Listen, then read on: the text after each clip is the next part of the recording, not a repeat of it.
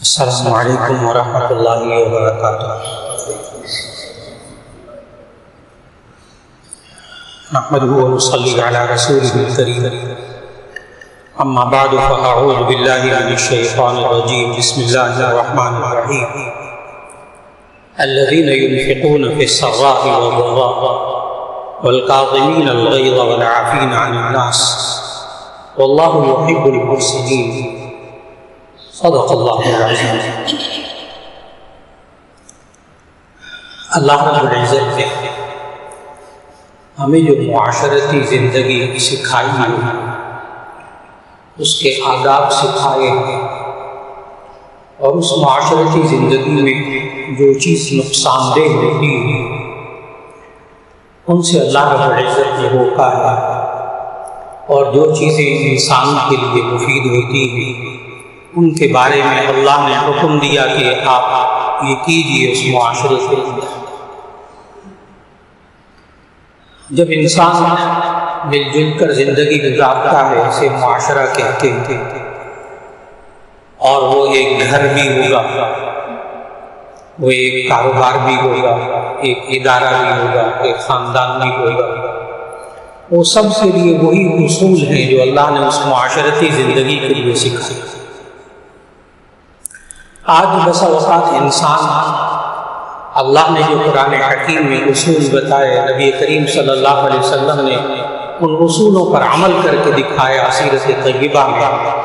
جب انسان ان اصولوں کو پس کچھ ڈالتا ہے، وہی گھر ہوتا ہے، وہی بچے ہوتے ہیں، وہی بیوی ہوتی ہے، وہی در و دیوار ہوتے ہیں، لیکن انسان کی زندگی میں سے سکون اٹھ جاتا ہے جب وہ اللہ کے حکم پر عمل نہیں کرتا۔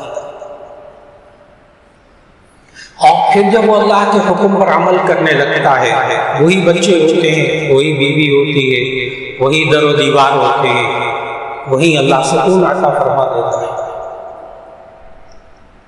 اس میں سے ایک خوبی جو اللہ نے معاشرتی زندگی میں اپنانے کی تلقین فرمائی، جو ابھی آیت تلاوت کی سورہ نساء کی تھی، کہ وہ لوگ بڑی اچھی زندگی گزارتے ہیں، اور اس سے پچھلی آیت میں جنت کی نعمتوں کا ذکر کر کے اللہ نے فرمایا اعدت للمتقین، یہ تمام جنت کی نعمتیں پرہیزگاروں کے لیے تیار کی گئی ہیں۔ آگے پھر وہ خوبیاں بتائیں اللہ نے کہ کن لوگوں کے لیے اللہ نے جنت کی نعمتیں تیار کر کے رکھی ہیں۔ الذین ينفقون فی السراء والضراء، جو خوشی اور تنگی میں خرچ کرتے ہیں اللہ کے حکم کے مطابق۔ الذین ينفقون فی السراء والضراء، اس کے بعد فرمایا والکاظمین الغیظ والعافین عن الناس، وہ لوگ جو غصے کو بجھانے والے ہوتے ہیں، غصے پر قابو پانے والے ہوتے ہیں، والعافین عن الناس، اور لوگوں کو معاف کرنے والے ہوتے ہیں۔ پھر آگے اللہ نے فرمایا واللہ یحب المحسنین، اور اللہ تعالیٰ اچھے کام کرنے والوں کو پسند کرتا ہے۔ جب اللہ ایسے لوگوں کو پسند کرتا ہے تو ان کی پھر معاشرتی زندگی بھی ان اصولوں پر عمل کر کے اس بندے کو بھی وہ زندگی اچھی لگتی ہے۔ اور اس میں اہم ترین چیز، آج جو انسان اپنے گھریلو زندگی کے اندر اپنے غصے پر قابو پانے کی کوشش کرتا رہتا ہے، وہ انسان آج کامیاب اور پرسکون زندگی گزار لیتا ہے۔ اور جو انسان اپنے غصے میں آ کر بیوی پر، بچوں پر، خاندان والوں پر، رشتہ داروں پر اپنا غصہ نکالتا ہے زبان سے بول کر، اپنے اعمال سے، تو ایسی صورت کے اندر وہ انسان اسی گھر کے اندر بے سکون ہو جاتا ہے، خود محسوس کرتا ہے بے سکون، لیکن بسا اوقات وہ اس وجہ تک نہیں پہنچ پاتا کہ وجہ کیا ہے، گھر میں ہوا کیا ہے۔ یہی غصہ بہت سے گھروں کو تباہ کر چکا، بالکل نو بیاتہ دلہا دلہن چند ہفتے چند مہینے شادی کو ہوتے ہیں، یہی غصہ گھر کو اجاڑ دیتا ہے۔ بچے بسا اوقات جوان ہو جاتے ہیں، اور یہی غصہ ماں کا، باپ کا، بچوں کا، یہی غصہ ان اولاد کو ماں باپ سے دور کر دیتا ہے۔ کبھی معاشرے سے توڑ کر رکھ دیتا ہے، پھر انسان بعد میں پچھتاتا رہتا ہے۔ یہ انسان کی عادت ہے، غصے میں سب کچھ کر لیتا ہے، بعد میں پچھتاتا ہے۔ یہ ایک فطری اصول ہے اللہ کا، اسی لیے کہا کہ پہلے غصے پر قابو پا۔ جتنے معاشرے میں لوگ ہوتے ہیں اپنی زندگی کا پیچھے مڑ کر ایک ایک ورق پلٹ کر انسان دیکھے تو ایک بات سمجھ میں آتی ہے کہ اول الغضب جنون وآخرہ ندم۔ میں نے کہا کہ انسان اپنی زندگی کا ایک ایک ورق پلٹ کر دیکھے، ایک ایک واقعہ ذہن میں لائے اور پھر اس جملے کا ترجمہ ذہن میں رکھے کہ اول الغضب جنون وآخرہ ندم۔ غصے کا پہلا حصہ پاگل پن ہوتا ہے اور غصے کا آخری حصہ شرمندگی ہوتی ہے۔ بڑے بڑے عقل مندوں کو دیکھا، بڑے بڑے دیداروں کو دیکھا، بالآخر ندم، شرمندگی، پشیمانی۔ ایسا نہیں کرنا چاہیے۔ آخر انسان اس کیفیت سے کیسے بچے؟ ماہر نفسیات تو یہاں تک لکھتے ہیں کہ غصے میں جو شخص ہوتا ہے اس میں اور پاگل شخص میں کوئی فرق نہیں ہوتا سوائے ایک فرق ہے کہ جو بیچارہ پاگل شخص ہوتا ہے، دیوانہ، اس کو آگے کے خیر اور شر کی کوئی تمیز نہیں ہوتی، بس توڑ دو، پھوڑ دو، مار دو، پیٹ دو، بیچارہ ذہنی مریض۔ اس میں اور غصے والے شخص میں کوئی فرق نہیں ہوتا سوائے ایک فرق کے ماہر نفسیات نے وہ فرق لکھا کہ جو دیوانہ ہوتا ہے بیچارہ ذہنی مریض، اس کی عقل تھوڑی دیر بعد واپس آنے والی نہیں ہوتی، لیکن جو غصے میں شخص ہوتا ہے اس کی عقل تھوڑی دیر بعد واپس آ جاتی ہے۔ پھر وہ آتا ہے جامعہ شفیہ کے دارالفتہ میں، مفتی صاحب سے کہتا ہے وہ غصے میں نے جھگڑا ہو رہا تھا، بیوی کو 3 طلاقیں دے دیا، باپ فرمائے کیا کر۔ مفتی صاحب کہتے ہیں ہو گئی 3 طلاقیں، غصے میں ہو جاتا ہے۔ مفتی صاحب آپ نہیں سمجھتے، میں بہت سخت غصے میں تھا، مجھے کچھ نہیں پتا تھا، بس میں نے کہہ دیا۔ مفتی صاحب پھر کہتے ہیں کہ وہ ہوگی طلاق، 3 طلاق۔ پھر وہ اصرار کرتے ہیں مفتی صاحب میں نے غصے میں طلاق دی تھی۔ پھر مفتی صاحب پیار سے سمجھاتے ہیں کہ نہیں، غصہ میں ہی طلاق نہیں جاتا، وہ غصے میں ہی طلاق دیتے ہیں، خوشی میں کوئی طلاق نہیں دیتا کہ جاؤ آج تم نے بریانی بہت اچھی بنائی تھی، کباب بہت اچھے بنائے تھے، میں تمہیں 1 طلاق دیتا ہوں، کوئی نہیں کہتا، غصے میں نہیں۔ اور پھر ہمارے نوجوان طبقے میں خاص طور پر جو شادی شدہ نوجوان طبقے ہیں، اولاد ہو جاتی ہے، بچے ہو جاتے ہیں، پھر بھی وہ جب بھی بولتے ہیں تو 3 طلاقیں بولتے ہیں، جیسے لاکھوں لفظ ہیں اردو میں اور زبانوں میں بولنے والے، غصے کے اندر 1 طلاق ہی رہ گیا بولنے والا لفظ۔ ہمارے معاشرے میں سمجھانے والے بھی ہمارے ماں باپ، ہمارے بڑے، ہمارے اساتذہ، ہمارے خطباء، علماء، سب نوجوانوں کی اس بارے میں ذہن سازی نہیں کر پاتے کہ طلاق کتنی بری چیز ہے۔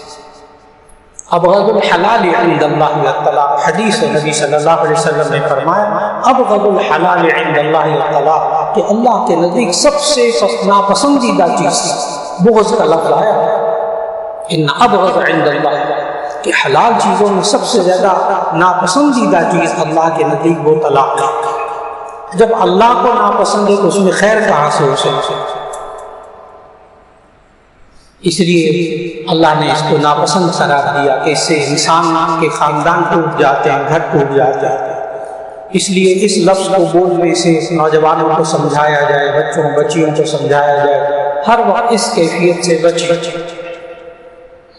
اور پھر غصے میں آ کر خود فیصلے نہ کریں، خود فیصلے نہ کریں۔ ہمارے معاشرے میں بڑی بیماری ہے گھریلو زندگی کے اندر کہ ہمارے جوان بچے اور بچیاں جب شادی کرنے کا وقت آتا ہے تو پھر وہ یہ کہتے ہیں کہ ہم نے فیصلہ کرنا ہے، ہمیں فیصلہ کرنے دیں، ہم جوان ہیں، پڑھے لکھے ہیں، آپ دونوں ماں باپ نے تو نہیں زندگی گزارنا، چنانچہ اپنی مرضی سے شادی کریں گے، اور دائیں بائیں جو ماں باپ چیزیں دیکھتے ہیں وہ یہ نہیں دیکھتے۔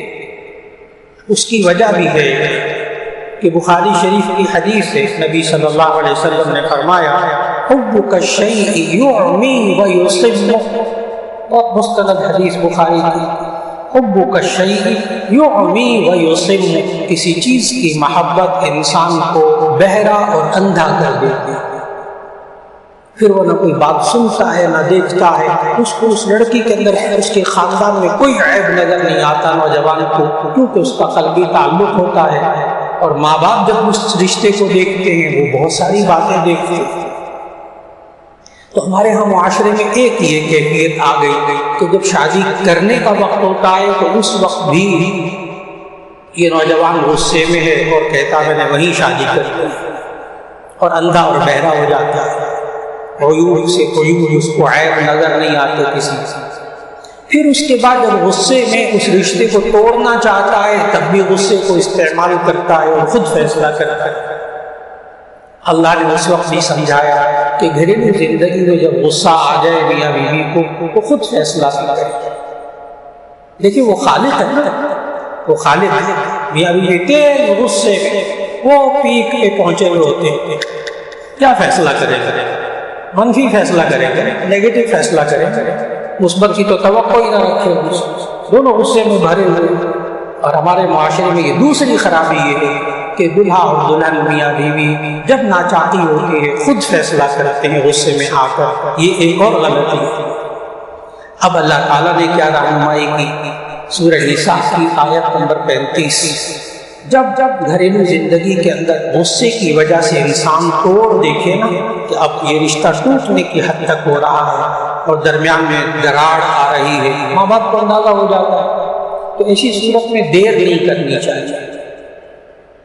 دونوں نوجوان بچے اور بچیوں کو سورہ نساء کی آیت نمبر 35 کی تلاوت کروانی چاہیے، اس کا ترجمہ پڑھانا چاہیے۔ خالق نے بتایا کیا طریقہ ہے اب اس چیز سے، خالق نے طریقہ یہ بتایا ہمیشہ، اور بڑوں کو بھی متوجہ رہنا چاہیے۔ ہمارے بڑے بھی بسا اوقات ہمارے بزرگ معاشرے کے اپنے دامن کو جھاڑ کے ایک طرف ہو جاتے ہیں کہ میں نے اس مسئلے میں نہیں بولنا، پڑھوں گا تو برائی آئے گی میرے سر میں، کیا فائدہ۔ وہ بزرگ بھی ایک طرف ہو جاتے ہیں حالات کو دیکھتے ہوئے، حالانکہ بزرگوں کو بھی یہ آیت نمبر 35 تلاوت کرنی چاہیے اور گھروں کو ٹوٹنے سے بچانے کے لیے اس آیت کو پڑھنا چاہیے۔ خالق نے بتایا ہے، میں ترجمہ کرنے لگا ہوں اس آیت کو پڑھ کر۔ اللہ تعالیٰ نے ارشاد فرمایا سورہ نساء کی اس آیت 35 میں، وَإِنْ خِفْتُمْ شِقَاقَ بَيْنِهِمَا فَابْعَثُوا حَكَمًا مِّنْ أَهْلِهِ وَحَكَمًا مِّنْ أَهْلِهَا إِنْ يُرِيدَا إِصْلَاحًا يُوَفِّقِ اللَّهُ بَيْنَهُمَا إِنَّ اللَّهَ كَانَ عَلِيمًا خَبِيرًا۔ اگر غصوں میں سارے آ گئے میاں بیوی اور گھر کے اندر کشیدگی کی کیفیت آ گئی تو اب اس کا حل کیا؟ اللہ نے خالق نے بتایا، ان خفتم شقاق بینہما، اگر تمہیں ڈر ہو ان دونوں میاں بیوی کے درمیان جدائی کا، شقاق پھٹن، جدائی کا، جب یہ دیوار ٹوٹنے والی ہے، ان خفتم شقاق بینہما، اگر تمہیں میاں بیوی کے درمیان جدائی کا ڈر ہو، فابعثوا حکما من اہلہ، تو بھیجو ایک حکم فیصلہ کرنے والا، من اہلہ لڑکے والوں کی طرف سے، وحکما من اہلہا اور ایک حکم فیصلہ کرنے والا بزرگ، کوئی دیانتدار، کوئی متحمل مزاج بندہ فیصلہ کرنے والا وہ لڑکی والوں کی طرف سے مقرر کرو۔ ان یریدا اصلاحا، اگر یہ دونوں صلح چاہتے ہوں گے، یوفق اللہ بینہما، اللہ ان دونوں کے درمیان موافقت اور صلح عطا فرما دے۔ ان اللہ کان علیما خبیرا، بے شک اللہ خوب جاننے والا، خبر رکھنے والا۔ آپ نے محسوس کیا یہاں پھر اللہ نے یہ نہیں کہا کہ میاں بیوی آپس میں فیصلہ کرے، غصوں میں خود فیصلے کرے۔ گھر جو آج ٹوٹتے ہیں، رشتے جو آج ٹوٹتے ہیں، نوجوان بچے اور بچیاں جب متحمل مزاج لوگوں کے، اللہ نے یہ نہیں کہا کہ ایک بندہ جھگڑنے والا ادھر سے لے لو، ایک بندہ جھگڑنے والا ادھر سے لے لو، نہ، اللہ نے کہا حکم فیصلہ کرنے والا دونوں کی طرف سے۔ فیصلہ کرنے والا کیا ہوتا ہے؟ جو خود غصے میں نہیں ہوتا۔ نبی صلی اللہ علیہ وسلم نے فرمایا لا يحكم وهو غضبان، او كما قال علیہ الصلوۃ والسلام، کہ کوئی بندہ فیصلہ نہ کرے اس حال میں کہ وہ غصے میں۔ ادھر لڑکے والوں کی طرف سے بھی ایسے بندے کو چن کے منتخب کرنا جو دوسرے کو سیدھا کر دے، اور ادھر سے لڑکی والے بھی ایسے بندے کو منتخب کریں جو ان کو سیدھا کر دے۔ نیت صلح نہ ہو، نیت دوسرے کو ذلیل کرنا ہو، رسوا کرنا ہو، ایک دوسرے کو دبانا ہو، پھر اس میں اللہ خیر کیسے دے گا؟ وہ جو بندے بھیجے جائیں وہ بھی صلح جو قسم سے باتیں سننے والے ہیں، اور یقین جانے 90% 100 کیس ہونا، اگر 90% میں اس آیت پر عمل کیا جائے نا تو ایسی صورت میں اندر سے چھوٹی چھوٹی باتیں نکلتی ہیں۔ اس نے مجھے یوں کہہ دیا تھا، اس نے فلاں وقت میں مجھے یوں کہہ دیا تھا، لڑکی کہتی ہے مجھے یوں کر دیا تھا، مجھے وہ ذلیل کیا تھا، مجھے فلاں کر دیا تھا۔ چھوٹی چھوٹی باتیں جو پہاڑ بن جاتی ہیں اور دونوں کے درمیان جدائی کی وجہ بنتی ہیں۔ اور جب یہ دونوں بزرگ باتوں کو سنتے ہیں، متحمل مزاج جن کو اللہ نے حکم کہا، جب یہ دونوں باتیں سنتے ہیں پھر دونوں ضمانت دیتے ہیں۔ اہم بندے ہوتے ہیں دونوں طرف، بس جی ہم اپنے بیٹی کے بارے میں ضمانت دیتے ہیں، آئندہ آپ کو اس سے شکایت نہیں ہوگی انشاءاللہ۔ اور لڑکے والے کی طرف سے جو بندہ گیا ہوتا وہ کہتے ہیں جی ہم لڑکے کی ضمانت دیتے ہیں، اب انشاءاللہ یہ باتیں نہیں ہوا کریں گی اس گھر میں۔ جب دونوں جڑ کر بیٹھیں گے تو ایسی صورت میں اللہ نے کہا ان یریدا اصلاحا، اگر دونوں صلح چاہتے ہوں گے یوفق اللہ بینہما، اللہ ان کے درمیان موافقت ڈالتا ہے۔ یہ اللہ نے اپنی ذمہ داری لی ہے نا، پھر یہ نہیں کہا ایسا کرو تو موافقت ہو جائے گی، صلح ہو جائے گی، نہیں، اللہ کیا کہتا ہے میں موافقت کر دوں گا۔ جب اللہ کے کہنے کے مطابق انسان گھریلو زندگی کو بناتا ہے پھر اللہ فیصلے کرتا ہے خیر۔ اور جب بندہ خود اپنے عمل سے اللہ کے احکام کو توڑ کر اپنی گھریلو زندگی کو برباد کرتا ہے تو پھر ایسی صورت کے اندر اللہ اور دور ہو جاتا ہے اس بندے سے۔ آج وقت کا بہت بڑا تقاضا کہ بچوں بچیوں کے حالات پر نظر رکھا جائے، اور پھر اس کے ساتھ ساتھ جب ماں باپ اپنے غصے پر قابو پانے کی کوشش کرتے ہیں، آگے اولاد میں بھی یہ چیز آتی ہے۔ اور اگر اولاد کے سامنے ماں باپ ایک دوسرے پر غصے کا اظہار کرتے ہوں، ہر وقت بول چال بند، اور کبھی جناب غصے میں آئے تو چیزیں توڑ رہے، کبھی غصے میں آ رہے بے عزت کر رہے، یہی مزاج پھر بچے سیکھ لیتے ہیں، آئندہ زندگی میں بھی پھر یہی ہوتا ہے۔ آج وقت کا بہت بڑا تقاضا کہ ماں باپ کو بالکل اختلاف ہوتا ہے، اس وقت کیا کرنا چاہیے؟ اس کے لیے ذہن میں رکھنا چاہیے کہ غصہ انسان کے اندر ہونا چاہیے، غصہ نہ ہونا یہ انسان کا عیب ہے، انسان کے اندر غصہ ہونا یہ انسان کی خوبی ہے۔ مرد کے اندر بھی غصہ ہونا چاہیے، بیوی کے اندر بھی غصہ ہونا چاہیے، لیکن وہ اچھا والا غصہ ہونا چاہیے، برے والا غصہ نہیں ہونا چاہیے۔ جو غصے کی تعریف ماہر نفسیات نے اس کی جو ڈیفینیشن بیان کی نا کہ غصہ ہوتا کیا ہے، تو ماہر نفسیات لکھتے ہیں کہ اگر کوئی انسان خلاف مزاج بات دیکھے، خلاف اصول بات دیکھے تو اس کی طبیعت میں جو شدت پیدا ہوتی ہے اسے غصہ کہتے ہیں۔ عربی میں اس کو غضب کہتے ہیں، قوت غضبی، غصہ۔ اور اس کا جو اپوزٹ، اس کا جو الٹ ہے کہ اگر انسان کے سامنے خلاف مزاج بات ہوتی رہے اور خلاف اصول بات ہوتی رہے، اس انسان کے اوپر کچھ اثر ہی نہیں ہوتا، تو ایسی کیفیت کو عربی میں جبن کہتے ہیں، جیم با نون، جبن۔ اور اس کیفیت سے یعنی غصہ بالکل ہو ہی نہ بندے میں، بس یعنی جو مرضی ہوتا رہے، اس کو کچھ نہیں ہوتا، اس کے اوپر کوئی اثر نہیں ہوتا، اس کو عربی میں جبن کہتے ہیں۔ اور یہ اتنی بری چیز ہے کہ نبی صلی اللہ علیہ وسلم نے اپنی دعاؤں میں جن چیزوں سے پناہ مانگی ہے اس میں سے ایک یہ جبن ہے۔ اللہم انی اعوذ بک من الجبن والبخل والکسل، اس میں 7-8 چیزیں ہیں، اس میں ایک چیز یہ بھی ہے اللہم انی اعوذ بک من الجبن، اے اللہ میں بزدلی سے تیری پناہ مانگتا ہوں۔ اتنی بری چیز ہے، اس لیے کہ جن ماں باپ کے اندر یا جن انسانوں کے اندر جبن، بزدلی ہوتی ہے، وہ کبھی کامیاب باپ نہیں ہو سکتا، اور کبھی وہ کامیاب ایڈمنسٹریٹر نہیں ہو سکتا، وہ کبھی کسی ادارے کا سربراہ اچھا نہیں ہو سکتا۔ جو اس انسان کے اندر بزدلی ہو، یعنی کچھ ہوتا رہے، اس کے مزاج کے اندر کوئی چیز پیدا ہوتی ہی نہیں، ایسی صورت میں نہ وہ ماں باپ تربیت کر سکتے ہیں بچوں کی، نہ وہ شخص اپنے اداروں کے اندر کمانڈ رکھ سکتا ہے، نہ اس کے اندر حالات قابو پانے کی صلاحیت ہوتی ہے۔ غصہ ہونا انسان کے اندر اچھا، اور یاد رکھ لیجیے گا کہ جب انسان کے اندر غصہ ہوتا ہے اس کے اندر شجاعت ہوتی ہے، بہادری ہوتی ہے۔ جب انسان کے اندر غصہ ہوتا ہے تو اس کے اندر عدالت ہوتی ہے، انصاف کرنا ہوتا ہے۔ یہ وہ غصہ جو اچھا والا غصہ ہے وہ شجاعت اور بہادری میں تبدیل ہوتا ہے۔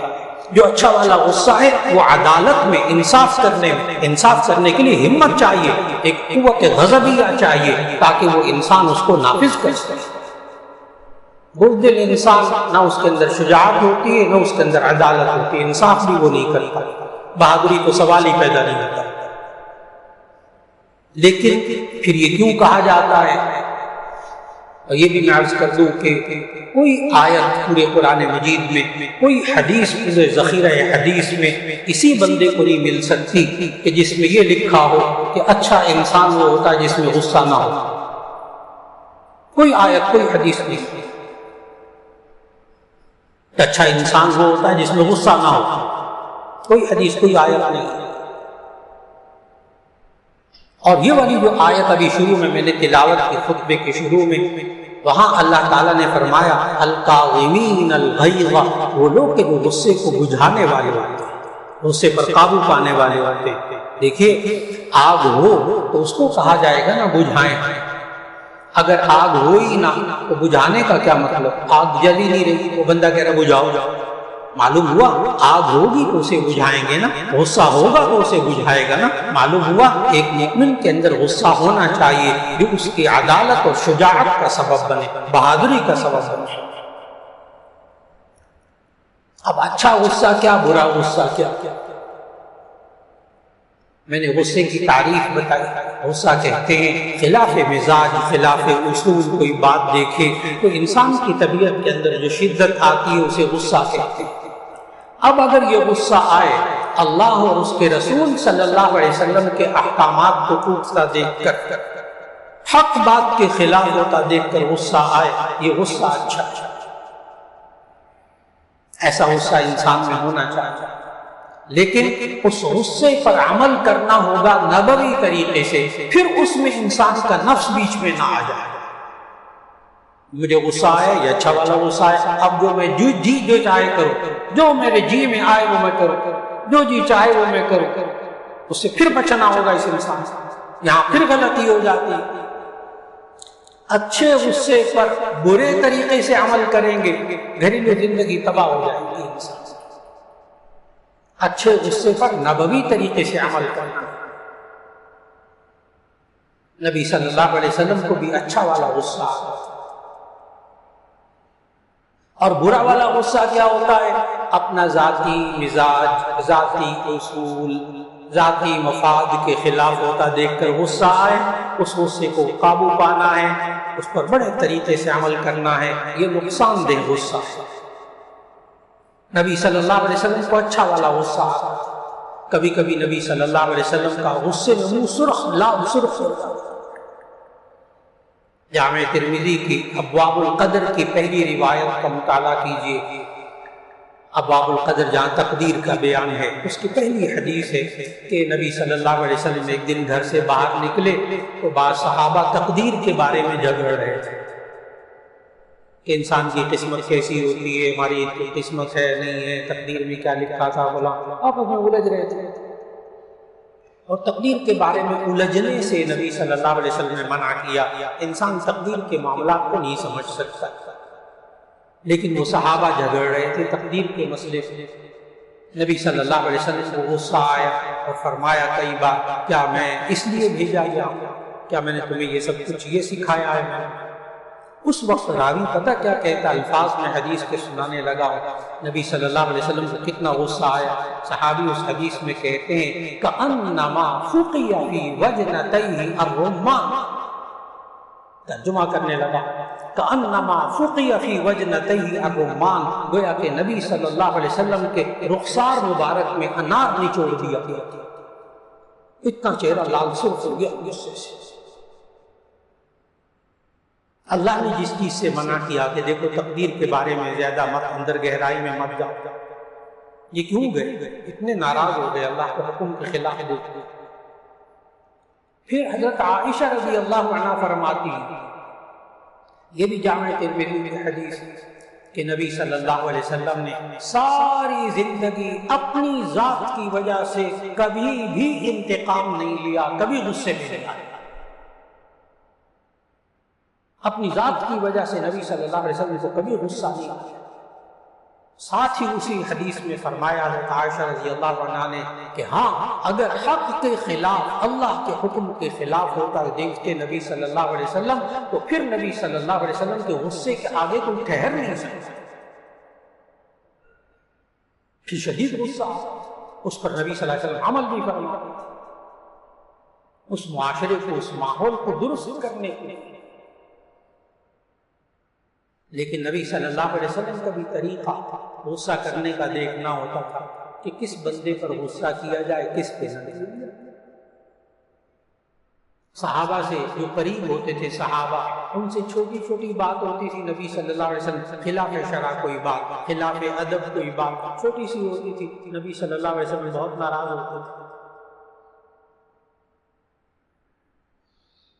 ویسے نبی صلی اللہ علیہ وسلم نے فرمایا کہ کسی مسلمان بھائی کو نہیں چاہیے کہ وہ 2 دن سے زیادہ اپنے بھائی سے بات چیت کو روکے، نہیں، بات چیت جاری رکھنی چاہیے۔ لیکن نبی صلی اللہ علیہ وسلم 3 صحابہ غزوے میں پیچھے رہ گئے، عبداللہ ابن رواحہ، ابی ابن کعب رضی اللہ تعالیٰ عنہ وغیرہ، کئی ہفتے نبی صلی اللہ علیہ وسلم نے 50 دن 50 راتیں نبی صلی اللہ علیہ وسلم نے ان صحابہ سے بات نہیں کی، یہاں تک کہ پھر آیات نازل ہوئی وعلی الثلاثۃ الذین خلفوا، ان کی برات کی باتیں نازل ہوئی تو نبی صلی اللہ علیہ وسلم بات چیت شروع کی۔ لیکن ہمارے معاشرے کے اندر ذاتی باتوں پر، چھوٹی چھوٹی باتوں پر غصے میں آ کر میاں بیوی کا آپس میں بات چیت کو بند کرنا یہ معمول ہو چکا۔ 1 مہینے سے بیوی سے بات نہیں کی، جو مجھے تو 6 مہینے ہو گئے بیوی سے بات نہیں کی، ایک ہی گھر میں رہتے ہیں، یہ چیزیں نقصان دہ ہیں۔ نبی صلی اللہ علیہ وسلم بات چیت بند کرتے تھے تربیت کے لیے، دشمنی کے لیے نہیں، غصے میں نہیں، تربیت کے لیے۔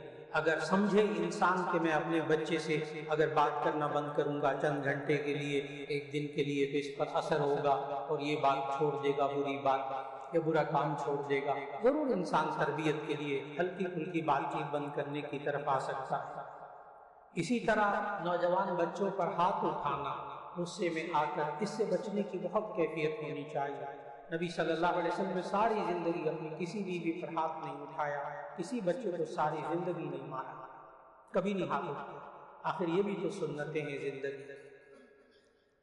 آج انسان وقت کے تقاضوں کے مطابق اگر بالفرض غصہ آ جائے تو نبی صلی اللہ علیہ وسلم نے جو غصے پر قابو پانے کے طریقے بتائے، بڑے آسان طریقے۔ اگر برا والا غصہ آ جائے تو کیا ہو؟ ایک بات نبی صلی اللہ علیہ وسلم نے سب سے پہلے بنیادی بات سمجھائی کہ جب تم میں سے کسی کو غصہ آئے تو اسے چاہیے کہ وہ خاموش ہو۔ اذا غضب احدکم فلیسکت، جب غصہ آئے خاموش ہو جائے۔ یہ بھی نہیں کہ 6 مہینے خاموش، نہ، وہ تو نفسیاتی مریض بن جائے گا بیچارہ، وقتی طور پر خاموش ہو۔ پھر فرمایا نبی صلی اللہ علیہ وسلم نے کہ یہ غصہ جو انسان کو آتا ہے یہ شیطان کی طرف سے، اسے چاہیے کہ اعوذ باللہ من الشیطان الرجیم، لا حول ولا قوت الا باللہ العلی العظیم پڑھے، اس کا غصہ ٹھنڈا ہو جائے۔ 2 باتیں ہوں گی، جب غصہ آئے خاموش ہو جائے۔ نمبر 2، غصہ آئے اعوذ باللہ پڑھ لیجئے، لا حول پڑھ لیجئے۔ پھر تیسرا طریقہ نبی صلی اللہ علیہ وسلم نے سکھایا، اذا غضب احدکم فلیضطجع والا فلیجلس، مشکات باب الغضب میں یہ روایت موجود، اگر غصہ آئے تو کھڑا ہے تو بیٹھ جائے، بیٹھا ہے تو لیٹ جائے، اپنی پوزیشن چینج کر لے، اس کے غصہ ختم ہو جائے گا، کمی ہوگی۔ نمبر 4 طریقہ نبی صلی اللہ علیہ وسلم، آسان طریقے نبی صلی اللہ علیہ وسلم نے فرمایا، اذا غضب احدکم فلیتوضا، جب غصہ آئے کسی انسان کو اسے چاہیے وضو کر لے۔ غصے میں انسان کا بی پی ہائی ہو جاتا ہے، چہرہ گرم ہو جاتا ہے، تپ جاتا ہے، یہ انسان وضو کرے گا، پانی کی چھینٹیں مارے گا، اس کا بلڈ پریشر کم ہوگا اور پھر جب غصے پر نبوی طریقے سے انسان عمل کرے گھریلو زندگی کے اندر، تو اگلی بات بڑی توجہ سے سننے والی کہ جب انسان اللہ اور اس کے رسول صلی اللہ علیہ وسلم کے حکم کے مطابق اپنے غصے پر قابو پائے گا، تو غصہ جب ٹھنڈا ہو جائے گا تو اس کے بعد اللہ اس کے دل میں اس مسئلے کا حل اللہ ڈالے گا جس مسئلے کی وجہ سے اس کو غصہ آ رہا ہے۔ یہ کر کے دیکھنے کی بات ہے کہ اللہ وہ حل ڈالے گا اس چیز کا جس کی وجہ سے غصہ آیا تھا۔ لیکن اگر یہ اس غصے کے اندر زبان چلا چکا، اگلے کو گالیاں دے چکا، اگلے کو بے عزت کر چکا، گھر کی چیزیں توڑ چکا، اگلے پر ہاتھ اٹھا چکا، اس کے بعد بھی اللہ دل میں وہ اس بات کا حل ڈال